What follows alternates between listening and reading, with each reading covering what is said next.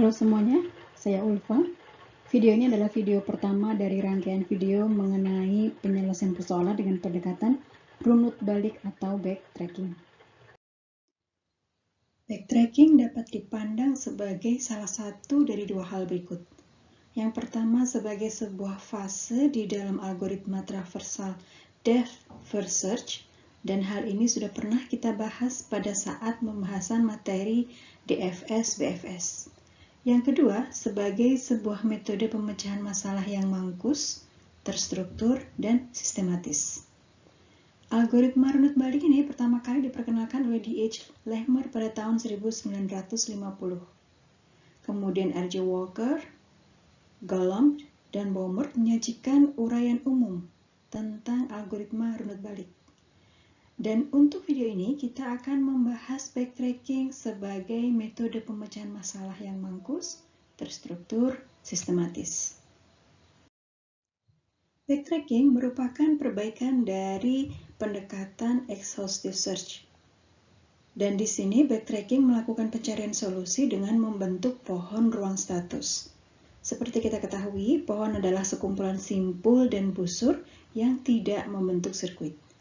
Jadi, perbedaan antara exhaustive search dengan backtracking adalah sebagai berikut.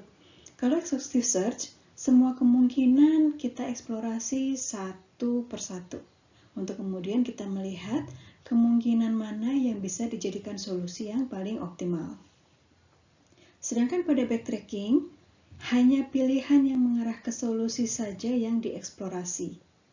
Sehingga kalau ada kemungkinan yang sepertinya tidak mengarah ke solusi, tidak diperiksa lebih lanjut. Jadi inilah yang membedakan backtracking dengan exhaustive search. Karena di backtracking ada proses pemangkasan atau pruning simpul-simpul, karena kita tahu pencariannya dengan membentuk pohon ruang status ya. Jadi simpul-simpul yang tidak mengarah ke solusi itu akan dipangkas. Inilah yang menyebabkan backtracking menjadi pendekatan yang lebih mangkus daripada exhaustive search. Properti umum dari metode runut balik atau backtracking itu ada 3. Yang pertama adalah solusi persoalan. Kita representasikan solusi persoalan sebagai suatu tuple atau vektor solusi yang terdiri atas elemen solusi 1 hingga n. Setiap elemen solusi itu merupakan anggota dari suatu himpunan solusi. Nah, biasanya himpunan solusi untuk elemen pertama, kedua, hingga ke n itu sama. Contohnya di sini misalnya himpunan solusinya adalah 0, 1, berarti setiap elemen nilainya bisa 0 atau 1. Tapi tidak menutup kemungkinan juga himpunan solusi dari setiap elemen itu berbeda-beda. Properti yang kedua adalah fungsi pembangkit yang gunanya untuk membangkitkan sebuah nilai untuk suatu elemen solusi yang akan menjadi bagian dari solusi akhir nanti. Kemudian properti yang ketiga adanya fungsi pembatas, biasa direpresentasikan dengan B atau bounding function ya, yang menilai untuk elemen solusi hingga tahap itu, X1 hingga XK, apakah kombinasinya itu mengarah ke solusi atau tidak.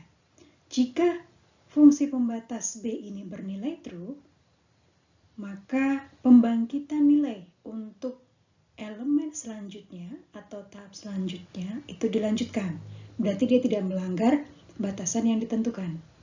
Namun jika fungsi pembatasnya bernilai false, maka kombinasi elemen solusi hingga saat itu dibuang.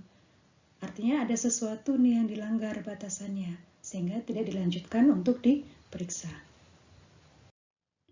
Untuk pengorganisasian solusi metode runut balik atau backtracking adalah sebagai berikut.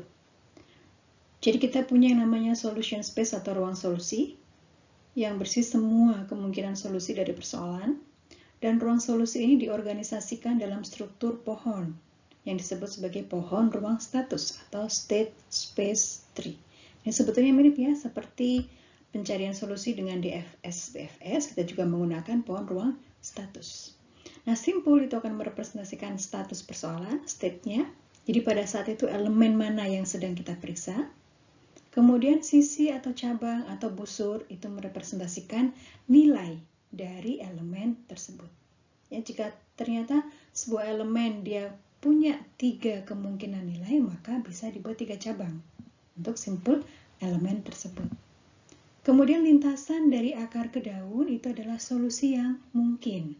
Ya, solusi yang mungkin, walaupun belum tentu dia nanti pada akhirnya menjadi solusi akhir. Nah, seluruh lintasan dari akar ke daun itulah ruang solusi kita. Yang tadi ya, semua kemungkinan dari solusi persoalan. Nah, sekarang mari kita lihat bagaimana properti umum dan pengorganisasian solusi untuk persoalan knapsack 01 atau integer knapsack ya, dengan n atau itemnya ada 3. Yang pertama, solusi persoalan. Jadi kita akan merepresentasikannya dalam bentuk tuple dari 3 elemen dengan himpunan solusi dari setiap elemennya itu adalah 0 atau 1. 0 artinya elemen atau item tersebut akan dimasukkan dalam knapsack. 1 berarti item tersebut tidak akan dimasukkan dalam knapsack. Kemudian untuk properti yang kedua, fungsi pembangkitnya ini akan membangkitkan nilai 1 atau 0 untuk setiap elemen solusi. Nah, untuk fungsi pembatasnya adalah kombinasi nilai untuk elemen solusi yang saat itu sudah diberi suatu nilai, itu bobotnya tidak akan melebihi knapsack.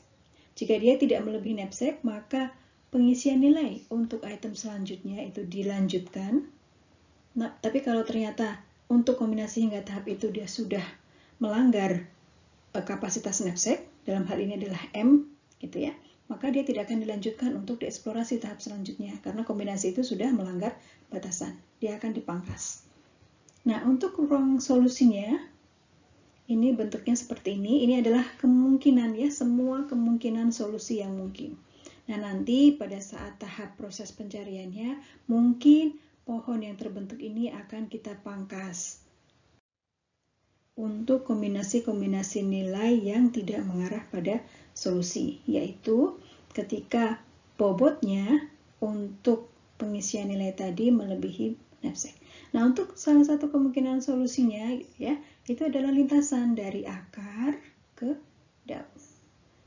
Jadi contohnya adalah salah satu kemungkinan solusi gitu ya. Barang 1 diberi nilai 1, artinya dia akan dimasukkan dalam knapsack. Barang yang kedua diberi nilai 0, artinya dia tidak dimasukkan dalam knapsack. Barang yang ketiga diberi nilai 1, artinya dia dimasukkan dalam knapsack. Itu adalah salah satu contoh kemungkinan solusinya. Pada video berikutnya nanti kita akan melihat bagaimana pendekatan secara umum melakukan pencarian dengan metode backtrack. Demikian pengantar mengenai pendekatan penyelesaian persoalan dengan backtracking atau runut balik. Selanjutnya kita akan membahas prinsip pencarian solusi dengan backtracking. Selamat belajar.